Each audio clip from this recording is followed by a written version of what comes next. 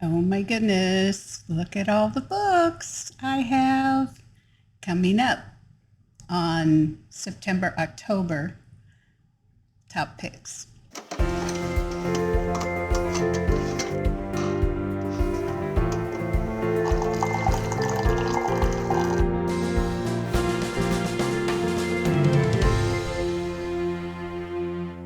Keep reading.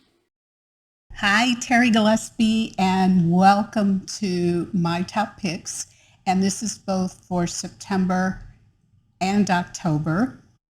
If my background looks a little different, that's because I am no longer in Georgia in our beautiful home there. I'm waiting until the close of our next new beautiful home here in Illinois. So we're at an Airbnb, which is cute. It's got a high beams. We're on the top of a barn, so it's kind of fun, but we really want to be in our new home. So thanks for your patience, and I hope you're going to love these books because I sure did. Okay, book number 1, which is also my lead book, and it is by best-selling and award-winning author DiAnn Mills, so which I don't know my line anymore.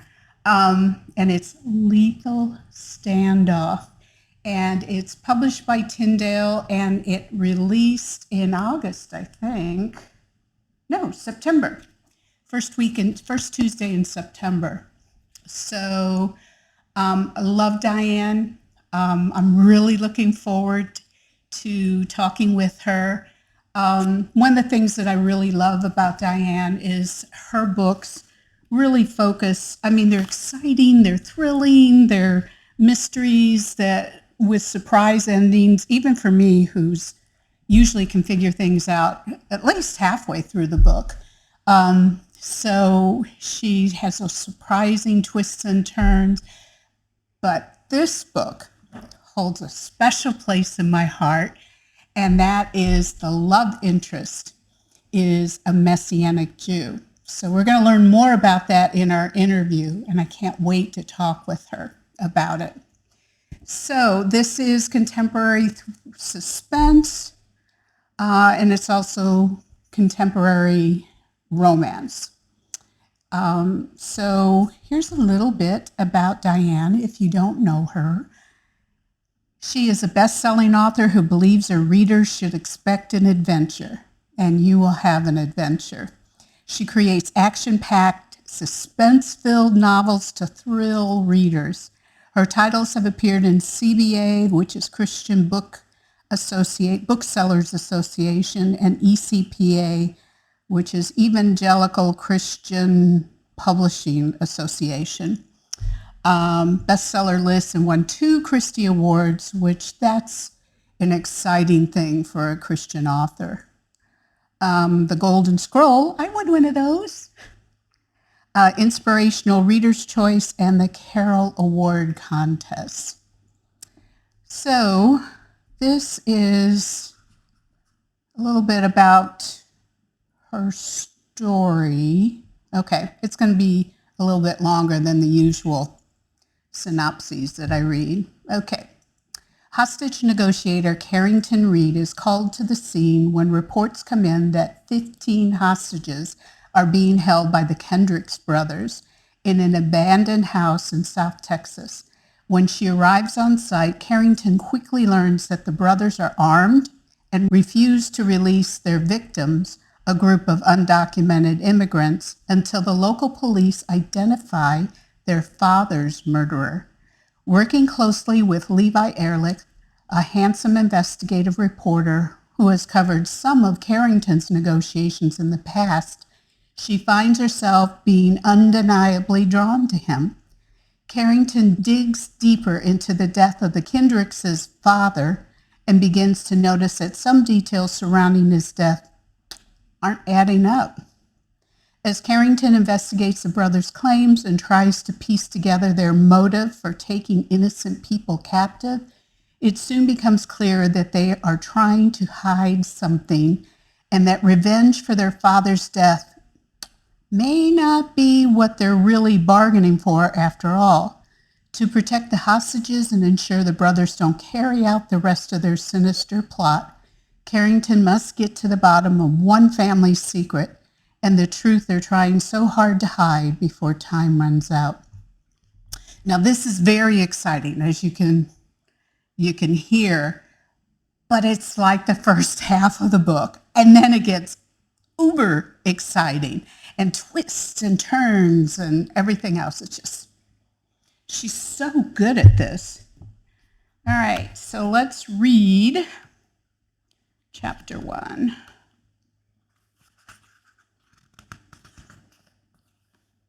Chapter 1, September, and this is in Carrington's point of view. My role as a hostage negotiator often plunged me into the evil designs of the human mind. I embraced the responsibility and possible danger because it's my identity, a one-woman battlefront determined to free others from victimization. And that's one of the other things that I love about DiAnn's book. She has a strong sense of justice, and she will feature people who also have a strong sense of justice. And I really love that. So, got to get that book. And she'll be giving away a copy of her book as well during the interview. Yay! All right, next book. I've been excited for this next book. I just fell in love with Holly Varni in her first book. And what was the name of her first book? On Moonberry Lake. And what she's done is she is creating a community around Moonberry. And this is the next book in the installment, The Blooming of Delphinium. And you can probably guess that the character's a florist. Isn't that beautiful? Just gorgeous cover. And it is considered a Moonberry Lake novel. So I've said this before, that I love her characters because they're very quirky. But I heard somewhere when she was interviewed that she doesn't like that term. So I'm really sorry, Holly. It's meant in the best possible way. It's very much a compliment because I'm a quirky person. So, yeah. Okay, so here's a little bit about Holly. Holly is the author of On Moonberry Lake, a native Minnesotan of strong Norwegian descent. She was raised in the Lutheran church at Garrison Keillor, made a career depicting. Though she, her husband, and her 3 sons live along the central coast of California, her beloved Midwest roots continue to haunt everything she writes. She hosts the Moments from Moonberry Lake podcast, where she shares more stories of her beloved characters.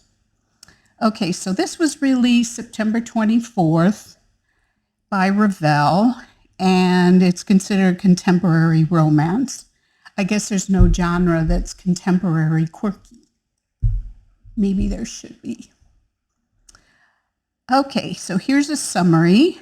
Charismatic flower shop owner Delphinium Hayes is known for her sharp intuition, especially when it comes to matchmaking and enchanting everyone who comes into her store. But when 2 different men start to make her head spin, she begins to see she's been overlooking an important truth about herself. Yes. Okay, so here is chapter 1, and I'm going to read the first paragraph. Delphinium Hayes could identify the goodness or wickedness of a person by their scent. With the slightest passing whiff, she immediately knew someone's most admirable or weediest characteristic.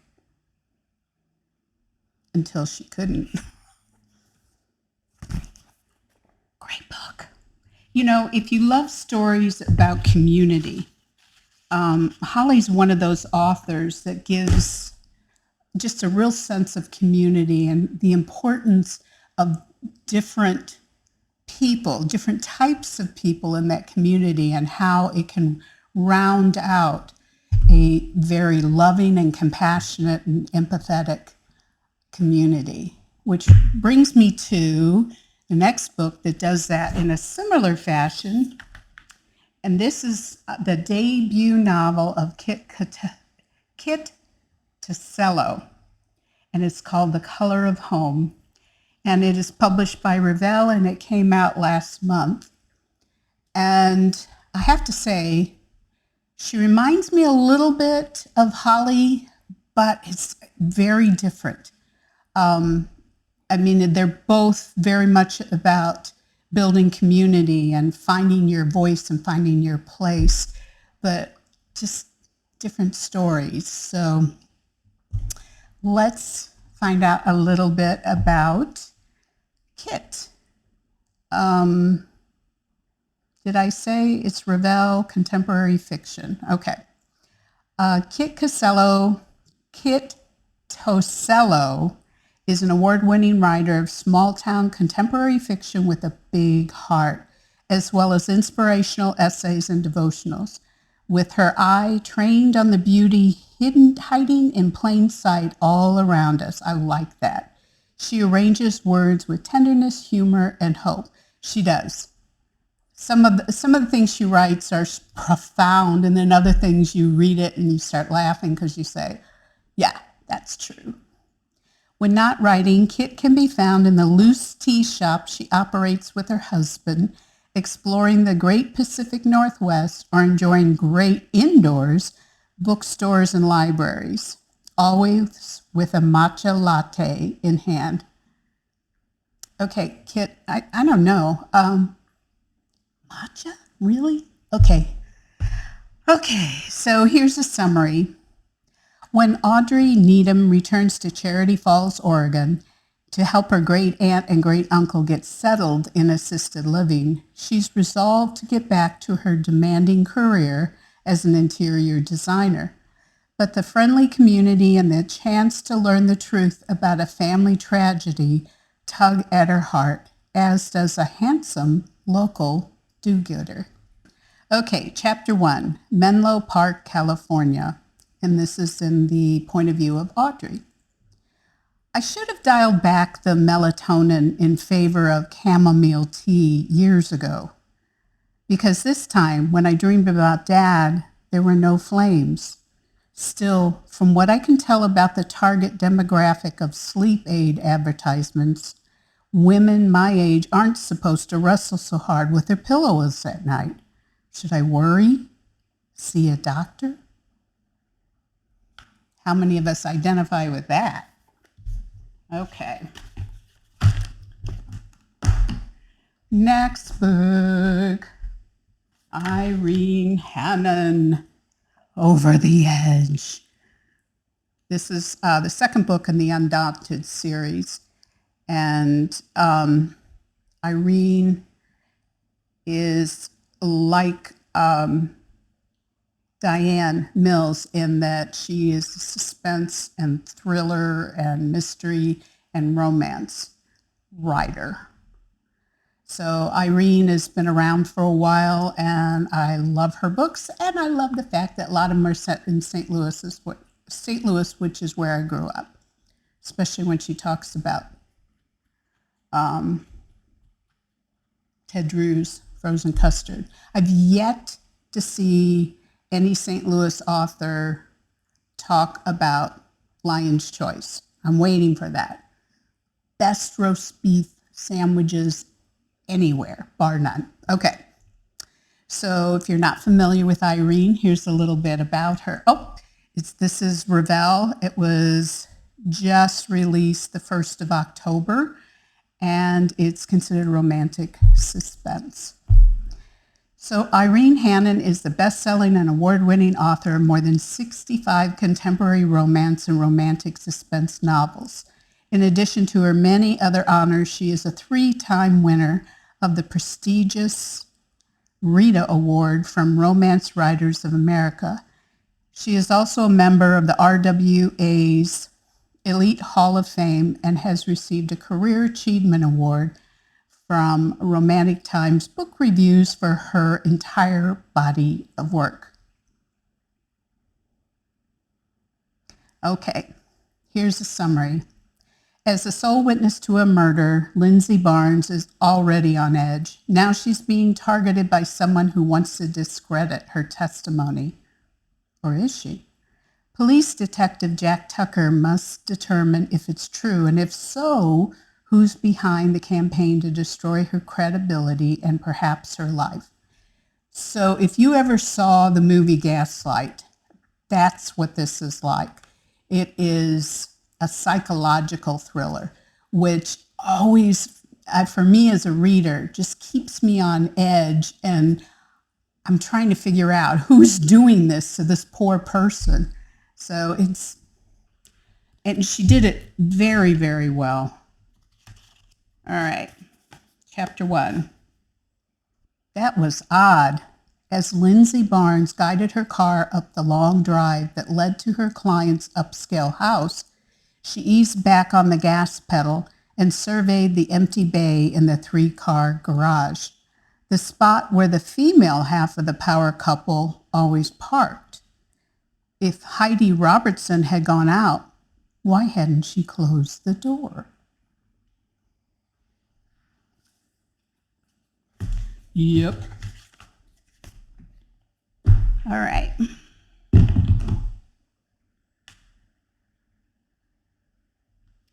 Okay. Yes, Susan May Warren. We love a Susie book. This is the last book in the Alaska Air One Rescue, book 4, and it's One Last Stand. And if you're not familiar with Susie, she's incredible, and she's like a powerhouse, and like, I don't want to say machine because a machine can't do the creative work that she does, but she can put out a book, several books a year, and they're great. They're great. They will keep you glued to those pages until the very last word. And surprise twists and turns, plus the research that she does.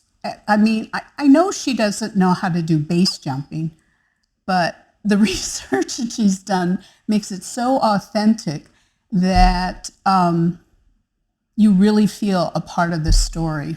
So, and Susie was one of my first writing instructors through ACFW, at an ACFW conference, and she's great. Susan May Warren is a USA Today best-selling author of nearly 100 novels with more than 1.5 million books sold, including the Global Search and Rescue and Montana Rescue series. Winner of the Rita Award and multiple Christie and Carol Awards, as well as the Hope Medallion and numerous Reader's Choice Awards, Susan makes her home in Minnesota. So that's another Minnesota native. Okay. So this was released it releases on Tuesday. And it's published by Revell, and it's contemporary romance. So here's a summary. When Air One rescue pilot London Brooks finds herself falsely accused, her reputation tarnished, and her life in danger, she has no choice but to plunge back into the treacherous world of espionage that she left behind. Shep Watson already saved London's life once, and he'll do everything in his power to bring her back home, whether she wants to go home or not. There's certain things about adrenaline junkies, but you'll have to read it to see what happens. Okay, chapter 1, first paragraph. The only superpower he'd ever longed for was flying. to lift off this earth, untangle himself from this life with its griefs and responsibilities and broken hopes, even the constant whirring of his brain, and soar. Don't you love those dreams where you're flying? Ah, I love those dreams. Okay, final book. Chris Fabry's The Forge. This is a novelization of the Kendrick brothers' new movie of the same title, The Forge, with these characters. And you can see Miss Clara. She's there again. So I love Chris Fabry's books and the way that he's able to get into the minds of his characters. And he and Angela Hunt are some of the few authors who are able to do a beautiful job of novelizing, is that a word? Novelizing movies that are out there. So, Chris Fabry, I think he's in the same church in Georgia that the Kendricks brothers are. And so they work very closely together, and it shows. So this was published by Tyndale and in association with Provident Films, Kendrick Brothers, and Affirm Films of Sony. And it released in August. And let's see, if you're not familiar with Chris, here's a little bit about him. Chris Fabry is an award-winning author and radio personality who hosts the daily program Chris Fabry Live on Moody Radio. He is also heard on Love Worth Finding and Building Relationships with Dr. Gary Chapman. A 1982 graduate of West Page Pitt School of Journalism at Marshall University and a native of West Virginia, Chris and his wife Andrea now live in Arizona and are the parents of 9 children. I think he's actually in Georgia now, because I think he and the Kendrick brothers are in the same church. So I don't know where I read that. If I'm wrong, I'll write a retraction. Okay, so here is a synopsis. As Cynthia Wright's marriage implodes, she is forced to raise her teenage son, Isaiah, alone. The pressure of providing for them through her salon is a full-time job in itself.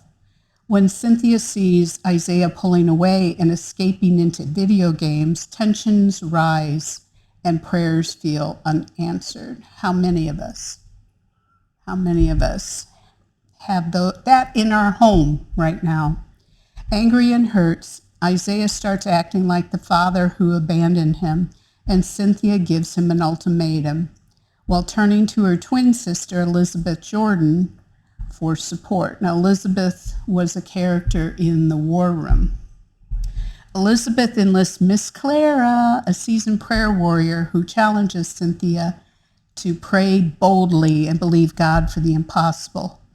Caught in the middle, Isaiah longs for respect, but sees no clear path to becoming a good man. Desperate for a job, he wanders into Moore Fitness and encounters the owner, Joshua Moore, who introduces him to the concept of working for a coach rather than a boss. Needing the work, Isaiah reluctantly begins his mentoring process with Joshua. While Cynthia clings to hope, no one sees the coming storms brewing at the company and in Isaiah's heart. The Forge is about the power of prayer, the transformation only God can achieve, and the lasting influence one person can have on others. I got to tell you, tissues and your prayer journal.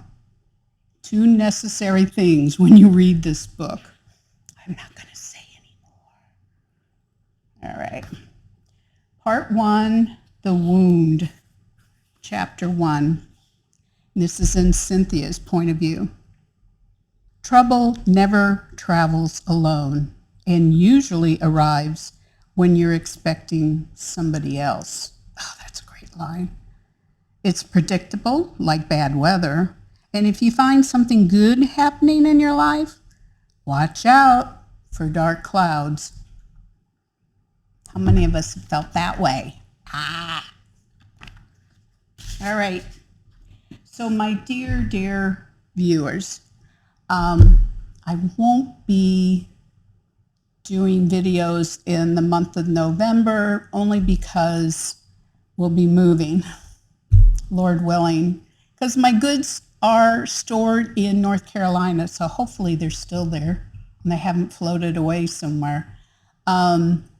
So I will see you in December with my top picks, and I should have, for my featured author for that month, should be Robin Jones Gunn. So one of my favorite authors too. Okay, so thanks for watching. I hope I'll see you in December. Until then, God bless and keep reading.